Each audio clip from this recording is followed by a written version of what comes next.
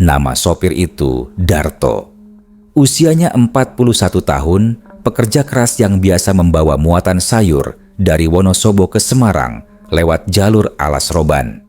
Jalur itu terkenal angker, tapi bagi Darto, itu cuma cerita orang kampung yang takut bayangan sendiri. Malam itu sekitar pukul 11, ia melintas sendirian. Jalur sepi, hanya suara jangkrik dan gemerisik angin yang menempel di kaca depan. Ia menahan buang air kecil sejak batang, tapi tak kuat lagi. Akhirnya, ia berhenti di tepi jalan, tepat di samping barisan pohon karet yang menjulang gelap dan tak berujung. "Bentar aja," gumamnya, sambil membawa senter kecil. Ia turun dari truk, menyorotkan cahaya ke pohon yang agak besar dan berlumut. Tanpa pikir panjang, ia kencing sambil bersiul kecil. Angin malam seolah berhenti. Suara hutan mendadak sunyi. Tapi Darto tak peka. Selesai, ia kembali ke truk dan menyalakan mesin. Tapi aneh, jalur yang tadi lurus kini terasa berbeda. Ia putar setir pelan. 5 menit berjalan, tak ada ujung jalan. Ia berputar lagi. Jalan yang sama, pohon yang sama, batu besar di tikungan pun sama. Darto mulai bingung. "Loh, tadi kayaknya udah lewat sini," gumamnya. Ia celingukan, mencoba mengingat arah. Ia putar lagi ke arah berlawanan. Jalan itu seperti mengulang. Jarum jam terus bergerak ke tengah malam, dan Darto belum juga menemukan jalan keluar. Baru kali ini, ia merasa ada yang aneh. Di kejauhan, ia melihat bayangan orang berdiri di tengah jalan. Ia tancap gas pelan dan menghampiri. Sosok itu berdiri kaku, membelakanginya. Darto menurunkan kaca. "Pak," numpang tanya, "arah keluar ke jalur Pantura lewat mana ya?" Tanyanya sopan. Sosok itu tak menjawab. Darto turun, menghampiri pelan. "Pak," sosok itu menoleh. Wajahnya pucat, tanpa bola mata. Mulutnya robek lebar, seperti senyum paksa. Darto terlonjak mundur. Ia lari kembali ke truk dan menutup pintu. Mesin ia hidupkan, pedal gas diinjak dalam-dalam. Tapi jalanan tak berubah. Ia kembali ke tempat semula. Sosok tadi berdiri lagi, kali ini lebih dekat dan tersenyum lebih lebar. Malam itu menjadi awal kutukan yang tak bisa ia hindari. Darto mulai panik. Keringat dingin menetes di pelipisnya, padahal AC truk masih menyala. Tangannya gemetar saat menggenggam setir. Sosok pria tanpa bola mata tadi terus berdiri di tengah jalan, seolah menunggunya. Ia banting setir ke kiri, mencoba mengambil jalur berbeda, meski jalannya lebih sempit dan menanjak. Harapannya sederhana, keluar dari lingkaran aneh ini. Tapi 5 menit, 10 menit, jalannya tetap sama. Seakan ia hanya berputar di tempat yang sama. "Ya Allah, ini kenapa?" gumamnya. Nyaris putus asa. Ia melihat jam digital di dashboard, pukul 00.42. Tapi, sejak tadi rasanya waktu berjalan lambat dan menyeramkan. Langit tetap gelap, tanpa bulan, tanpa bintang. Pohon-pohon karet di kanan kiri, seolah mendekat, seperti hendak menelannya bulat-bulat. Lalu, terdengar suara ketukan dari atap truk. Tok, tok, tok. Darto mendongak.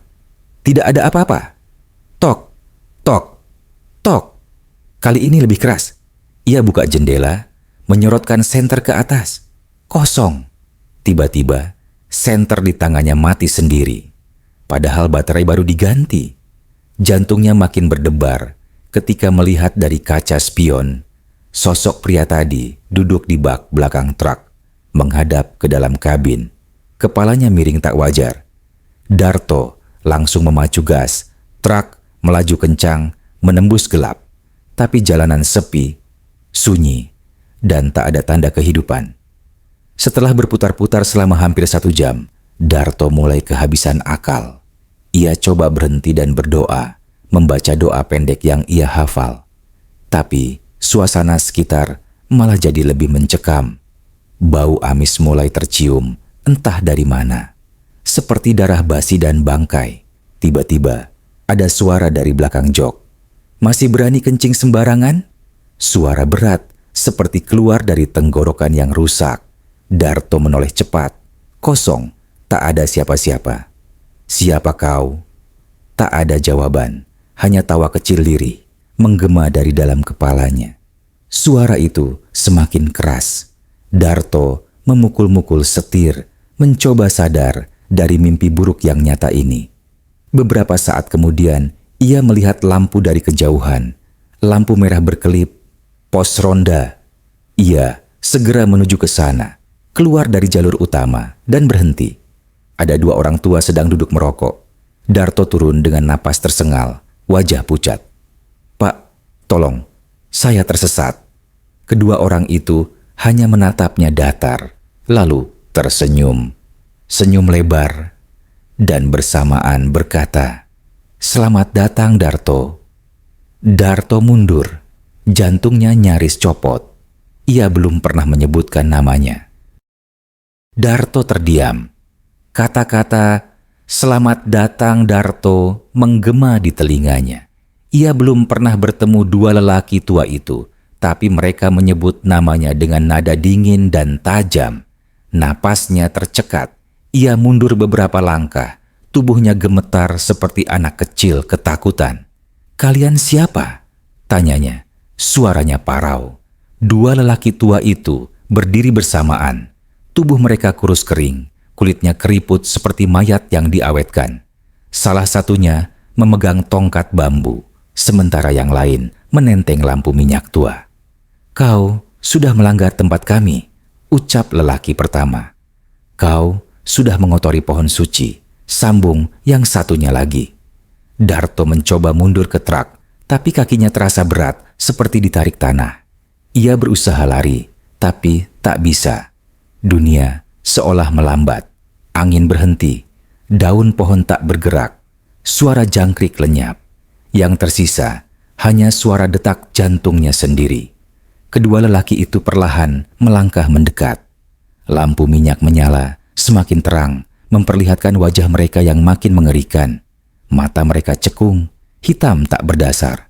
Mulut mereka compang-camping, seperti disayat benda tajam. Tapi tetap tersenyum.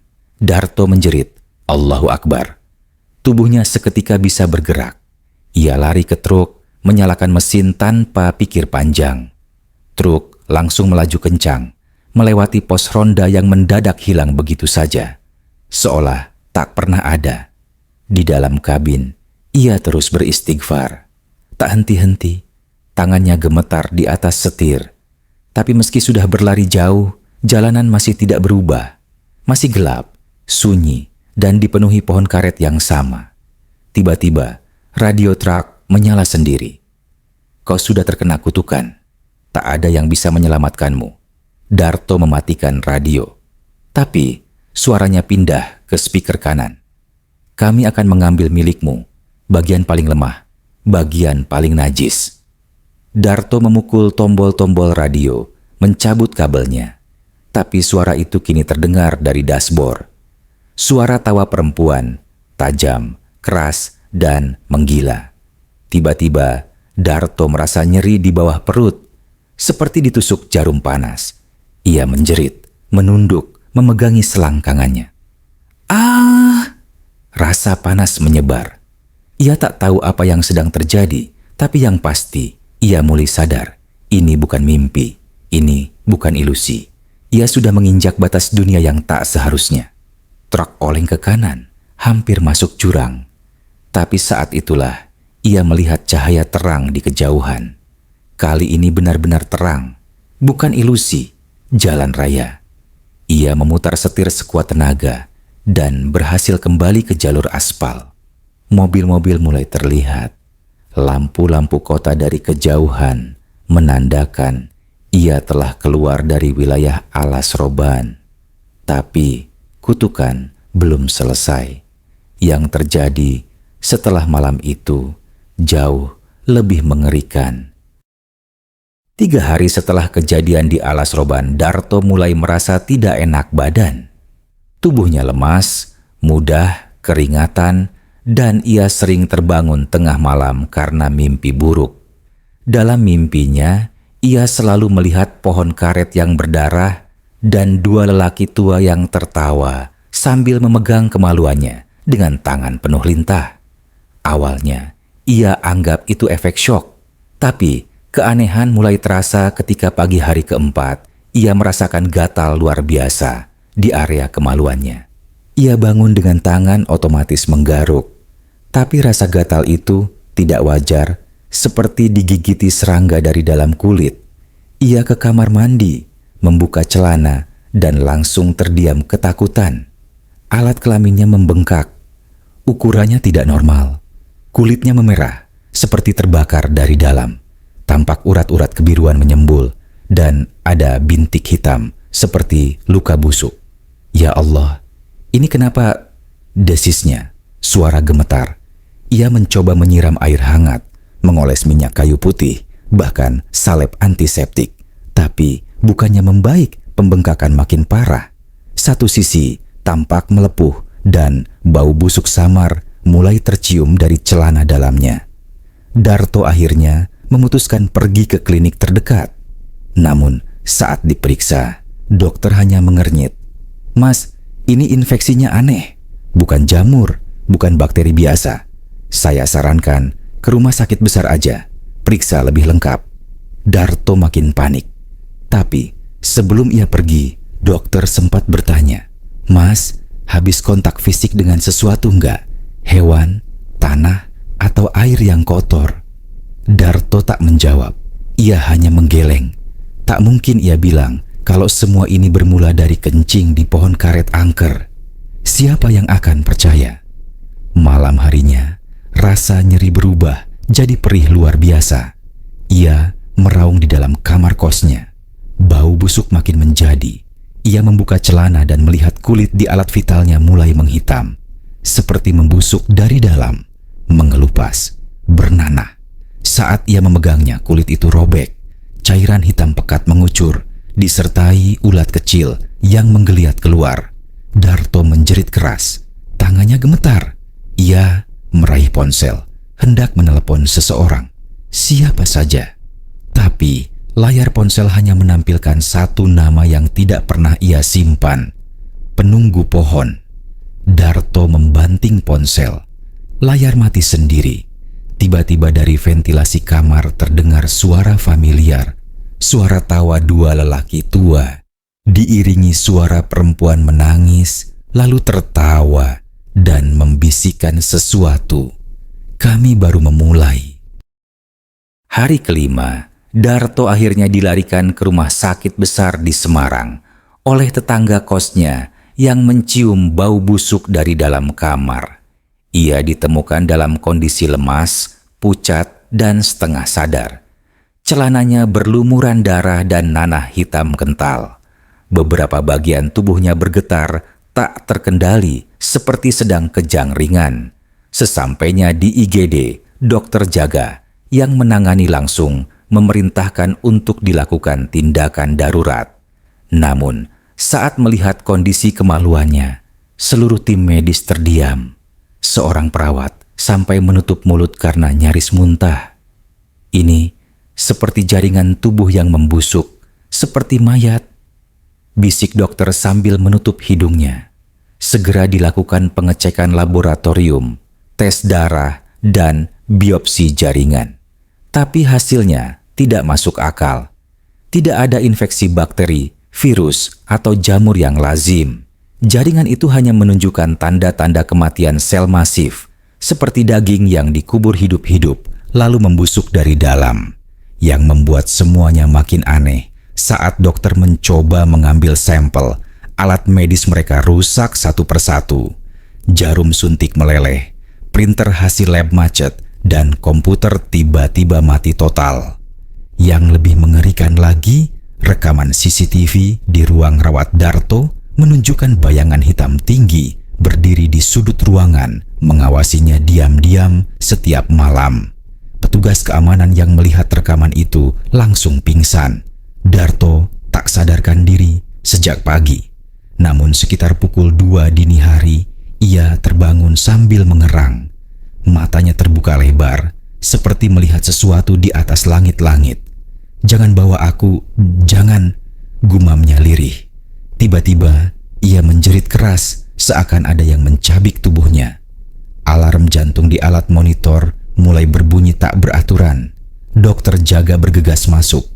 Tapi, belum sempat menyentuh tubuh Darto, lampu ruangannya padam. Seketika, beberapa detik gelap gulita. Saat lampu menyala kembali, tubuh Darto sudah terkulai. Dari celananya, cairan hitam mengalir deras ke lantai. Bau busuk menyebar ke seluruh ruangan. Yang membuat semua orang ketakutan adalah ekspresi terakhir di wajah Darto.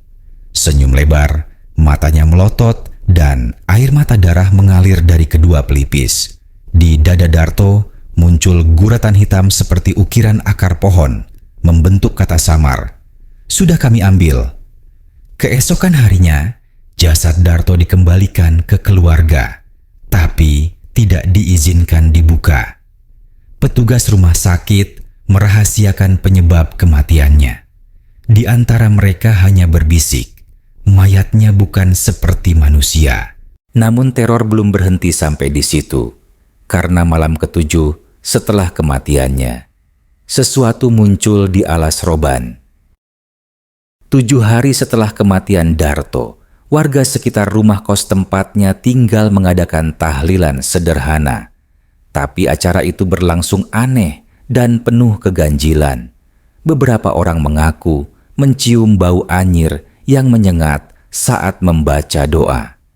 Salah satu tetangga bahkan kesurupan dan berbicara dengan suara berat. "Kami belum selesai, dia melanggar batas."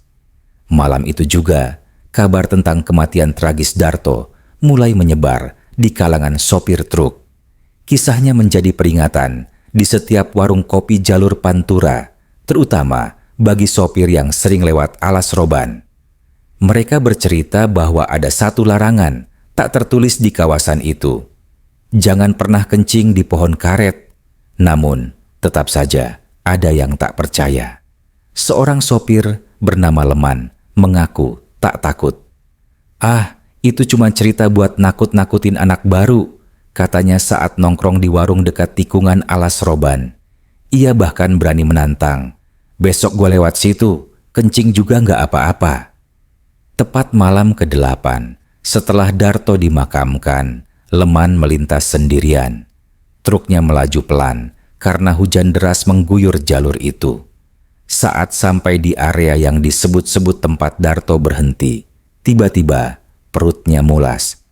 "Ah, masa iya tempat ini yang katanya angker?" gumamnya sambil turun dan menuju pohon karet besar di pinggir jalan. Ia buang air kecil sambil bersiul. Tapi saat menengok ke samping, dilihatnya ada sosok pria dengan wajah busuk berdiri di balik pohon lain, memperhatikannya. Pakaian pria itu compang-camping dan dari celananya mengucur cairan hitam pekat.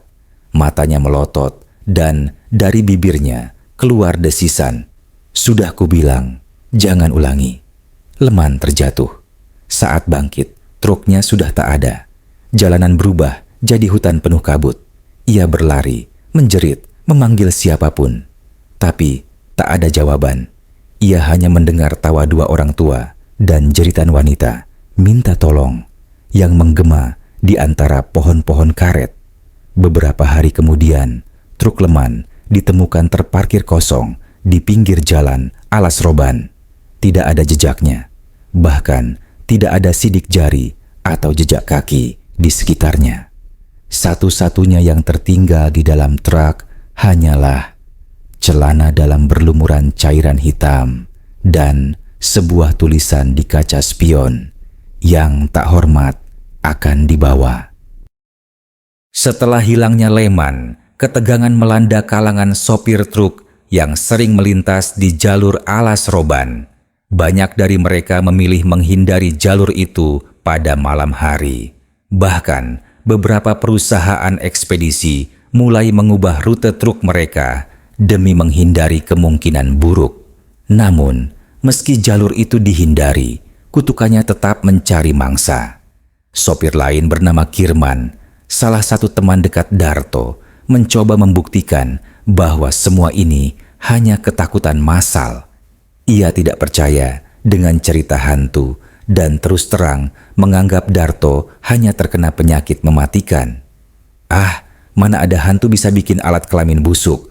Paling Darto kena penyakit kelamin parah. Udah, selesai, katanya saat nongkrong di warung pinggir jalur Pantura. Namun malam, saat ia berkata demikian, mimpi Kirman berubah aneh. Ia bermimpi Darto datang ke rumahnya.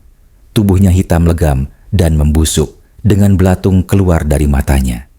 Darto tak berkata apa-apa, hanya menatap Kirman sambil menangis darah. Di tangan Darto ada sehelai daun karet yang dibalurkan cairan hitam. Ketika Kirman terbangun, celana dalamnya basah dan bau busuk menyengat. Ia mengira dirinya ngompol. Tapi saat dilihat, bukan air seni, melainkan lendir hitam lengket yang keluar dari tubuhnya.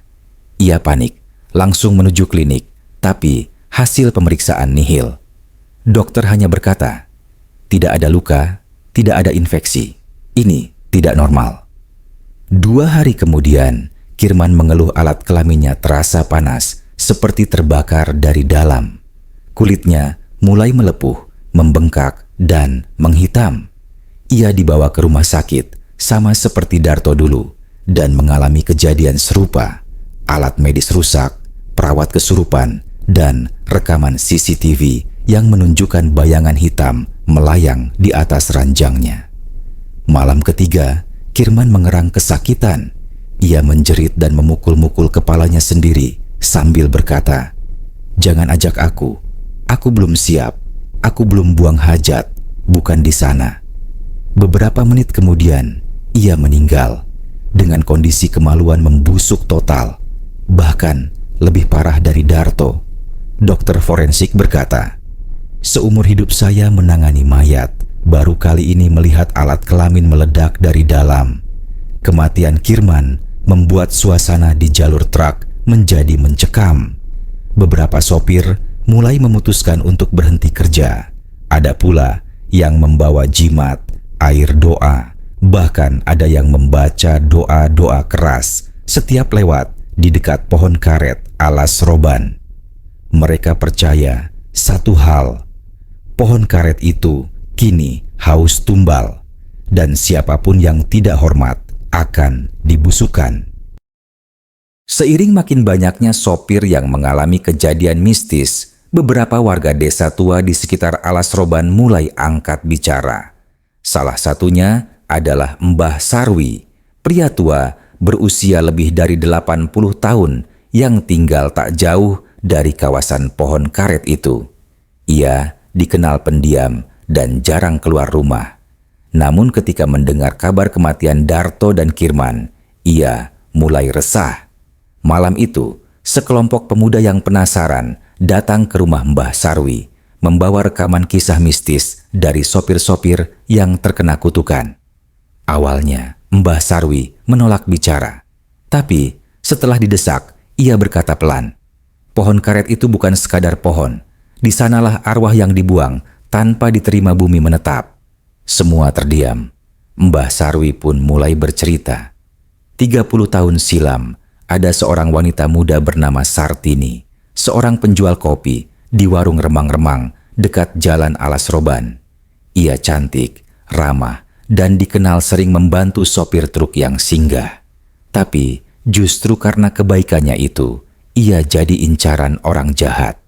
Suatu malam, Sartini diculik oleh 3 sopir bajingan yang pura-pura mampir ke warungnya. Ia diperkosa secara brutal di dalam hutan karet. Setelah puas mempermainkannya, mereka membunuh Sartini dan mengencingi mayatnya sebelum dikubur asal-asalan di bawah pohon karet besar. Waktu itu malam hujan, gak ada yang tahu kecuali saya. Saya lihat dari kejauhan, sembunyi di semak-semak. "Takut," ujar Mbah Sarwi dengan suara bergetar. Sejak saat itu, tempat itu jadi angker. 3 sopir pelaku ditemukan mati mengenaskan seminggu kemudian.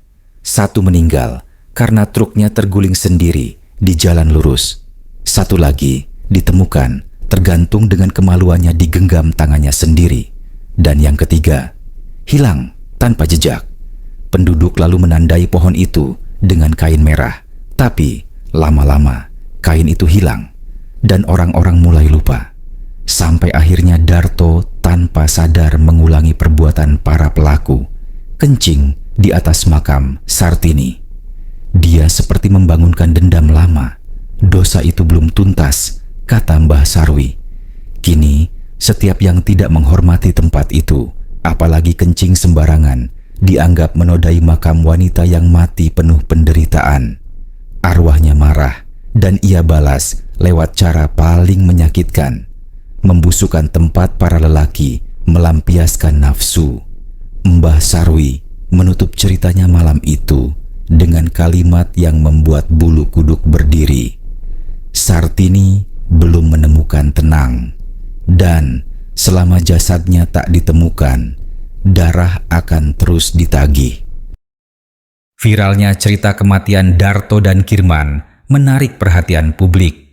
Video-video tentang kutukan pohon karet alas roban mulai ramai di TikTok, Twitter, dan YouTube. Salah satu yang tertarik adalah Bagas, seorang YouTuber horor terkenal yang biasa melakukan eksplorasi tempat-tempat angker.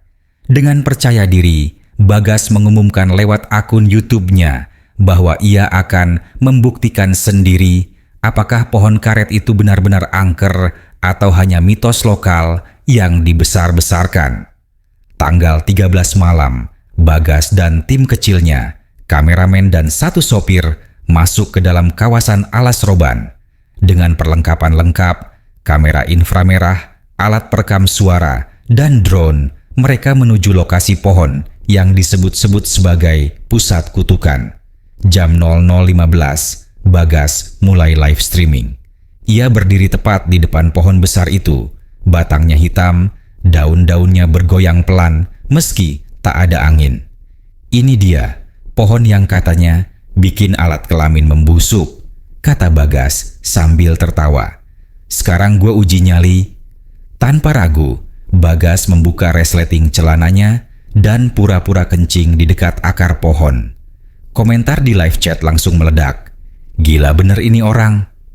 Wah, dia cari mati. Lu bakal nyesel, Gas. Tiba-tiba, kamera drone mereka yang terbang di atas pohon jatuh sendiri tanpa sebab. Suara perempuan menangis samar terdengar dari mikrofon, padahal lokasi sepi. Sang kameramen mulai panik, meminta Bagas berhenti. Tapi Bagas malah semakin menantang. Tak sampai 2 menit, kamera utama mereka mati total. Siaran langsung terputus. Keesokan paginya, video yang mereka simpan di backup ternyata menyimpan kejutan menyeramkan. Dalam cuplikan terakhir sebelum kamera mati, muncul bayangan perempuan berambut panjang berdiri di belakang Bagas, menatap kamera dengan wajah rusak, penuh luka, dan darah mengalir dari mulutnya. Wajah itu identik dengan lukisan korban pembunuhan bernama Sartini yang sempat dibuat oleh pelukis spiritual setempat. Dan bagian paling menyeramkan, Bagas ditemukan 2 hari kemudian di kamar kosnya, tak sadarkan diri, tanpa celana. Dan alat kelaminnya membusuk seperti Darto. Ia hidup, tapi tubuhnya seperti orang gila. Terus berkata, dia nangis, dia minta tolong, dia minta jasadnya dipindah. Video itu viral, puluhan juta penonton merinding, channel Bagas meledak. Tapi sejak kejadian itu, dia berhenti total dari dunia YouTube. Kini semua orang percaya kutukan Sartini itu nyata, dan siapapun yang tidak hormat akan dihukum. Kisah pohon karet alas roban kini telah dikenal luas. Semua orang yang melewati jalur tersebut menjadi waspada. Bahkan, sopir truk yang biasa melintasi sana kini memilih rute yang jauh lebih lama. Namun, ada satu hal yang masih menyisakan tanya besar. Mengapa kutukan ini terus berlangsung? Apa yang sebenarnya terjadi pada pohon itu? Setelah kejadian yang menimpa Bagas, banyak orang mulai menghubungi paranormal untuk mencari tahu asal-usul kutukan ini lebih dalam. Salah satunya adalah Pak Harto, seorang dukun yang sudah lama terkenal karena kemampuannya membuka tirai dunia gaib. Ia merasa tertantang untuk mengungkap apa yang sebenarnya terjadi di Alas Roban. Pak Harto, setelah melakukan ritual dan komunikasi dengan roh-roh halus, akhirnya mengungkapkan sesuatu yang lebih mengerikan daripada yang dibayangkan banyak orang. Ternyata bukan hanya Sartini yang menjadi korban di sana, kata Pak Harto dengan suara berat yang syarat ketakutan. Selama bertahun-tahun, ada banyak wanita yang dibuang di bawah pohon itu. Mereka menjadi tumbal dari para sopir yang ingin kekayaan instan. Tak ada seorang pun yang tahu, tapi arwah mereka berkumpul di sana. Pak Harto melanjutkan dengan lebih rinci. Menurut penuturan roh-roh yang berhasil diwawancarai, pohon karet itu sudah menjadi sarang bagi puluhan arwah wanita yang menjadi korban kekejaman laki-laki. Tak hanya Sartini, tetapi juga beberapa pelacur dan wanita lain yang dibunuh dan dibuang dengan cara yang sama, terkubur di bawah akar-akar pohon yang tak pernah terlihat. Setiap malam mereka menuntut balas. Namun ada satu hal yang lebih menakutkan. Jika ada seseorang yang kencing atau melukai tanah di sekitar pohon, maka arwah-arwah itu akan marah dan mengutuk orang tersebut. Kutukan itu bukan hanya fisik, tetapi lebih kepada mental. Darto dan Kirman hanya sebagian kecil dari mereka yang menjadi korban. Pak Harto pun memperingatkan bahwa kutukan ini akan terus berlanjut sampai semua jasad para korban bisa ditemukan dan diberikan tempat peristirahatan yang layak. Sementara itu, di desa yang terdekat dengan Alas Roban, masyarakat mulai menggali lebih dalam dan menemukan banyak makam rahasia. Bahkan, tim SAR menemukan sebuah lubang besar yang berisi beberapa mayat wanita yang terkubur dengan cara yang sangat mengerikan. Banyak yang percaya ini adalah perpaduan kutukan dan karma yang tak dapat dihindari. Tak lama setelahnya, misteri besar tentang pohon karet Alas Roban pun mulai terungkap. Namun, arwah mereka belum sepenuhnya tenang. Mereka yang berani melintasi jalan itu tanpa menghormati tempat tersebut akan tetap menjadi bagian dari kutukan selamanya.